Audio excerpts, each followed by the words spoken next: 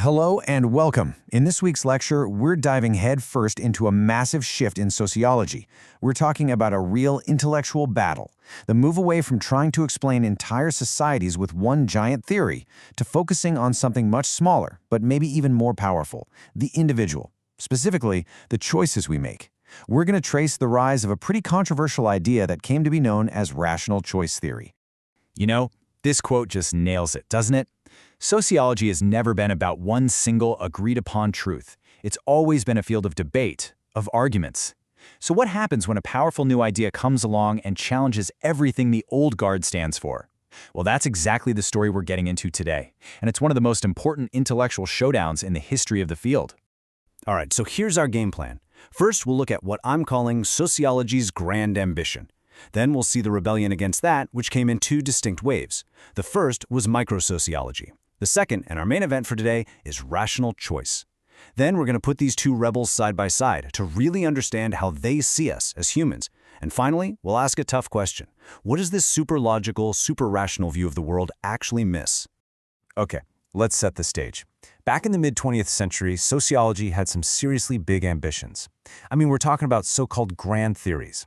Thinkers like Talcott Parsons weren't just trying to figure out little pieces of the puzzle. They wanted to explain the whole thing, the entire social system, all at once. They were going for the whole enchilada. And the reigning champ of these grand theories was functionalism. The easiest way to think about it is to picture society as a living organism, kind of like the human body. Every single part, family, school, government, has a specific job, a function, that helps keep the entire system alive and stable. It was all about how we're socialized to share the same values to maintain order. It's a very top-down way of seeing the world. But you know, by the time the 1960s rolled around, a lot of people started to feel like something was missing. A rebellion started brewing. A whole new generation of sociologists stood up and said, hey, these giant theories are great and all, but they have one massive blind spot. They've completely forgotten about us, the actual, living, breathing people who make up society. They were ignoring the individual. And this slide really lays out the difference. It's a total flip. The old guard, the functionalists, were looking at society from 30,000 feet up, asking how these big structures keep everything running smoothly. The rebels, they flipped the telescope around. They started on the ground, with you and me, and asked a totally different question. How do we, through our everyday actions and interactions, actually create society from the bottom up? Okay, so here's where it gets really interesting. Once everyone agreed they needed to focus on the individual, they immediately started disagreeing on how to do it. So this big rebellion against the old functionalist ideas actually split into two very different camps, two waves, each with its own unique take on what makes us tick. So first up, we have Wave 1, microsociology. Now, these folks were fascinated by what seems like a simple question, but it's actually incredibly deep. How do we even know what's going on? How do we create a shared sense of reality just by talking to each other, day in and day out? Their big idea was called symbolic interactionism. Thinkers like Irving Goffman came along and said, look, people are not cultural dopes. That's the actual term they used. We aren't just puppets being programmed by society. No way. We're more like actors on a stage, constantly interpreting our roles, reading the situation, and creating meaning together. For them, society isn't some giant machine. It's more like a never-ending improv show. And that brings us to the second wave of the rebellion. And let me tell you, this one is a completely different beast. It also focused on the individual, just like the microsociologists. But it didn't see life as a performance. It saw it as a series of cold, hard, strategic calculations. This, my friends, is rational choice theory, or RCT for short. At its heart, the idea is deceptively simple. It says that all of us, in pretty much everything we do, are being rational. We're constantly weighing the costs and benefits of our actions and then choosing whatever we think will give us the biggest personal advantage. It's basically taking the logic of economics and applying it to, well, everything. And this little figure here, this is the hero of the rational choice story.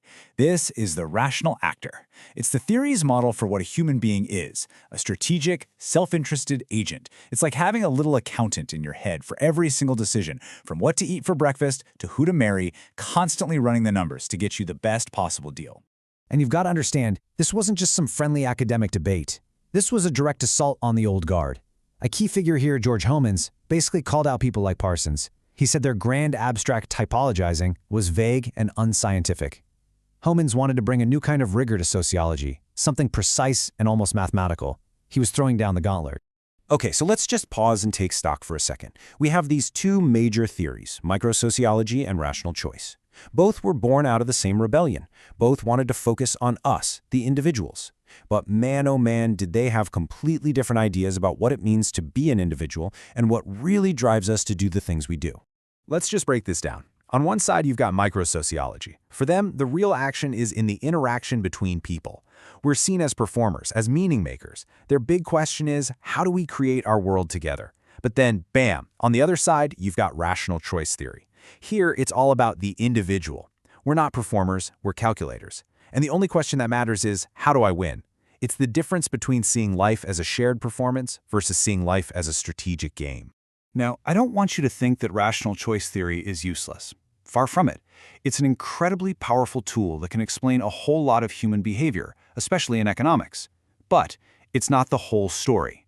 And many critics, including some of its own supporters, have pointed out that it has some pretty significant blind spots.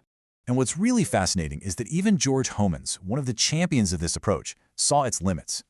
He basically warned that if you only use a purely economic, self-interested model, you're going to miss a lot. I mean, think about it. How does rational self-interest explain something like patriotism, or loyalty to a friend, or an activist fighting for social justice, even at great personal cost? How does it explain love or esteem or just liking someone? By trying to reduce everything to a simple calculation, it risks missing out on a huge chunk of what actually makes us human. So that leaves us here with this big question. And this isn't just some abstract academic debate, right? It's really about how we see ourselves and the people around us. Are we fundamentally strategic players always trying to get ahead? Or are we more like collaborative actors, trying to create a shared reality together? Or maybe the truth is a lot messier, and we're a complicated mix of both. That's something to chew on.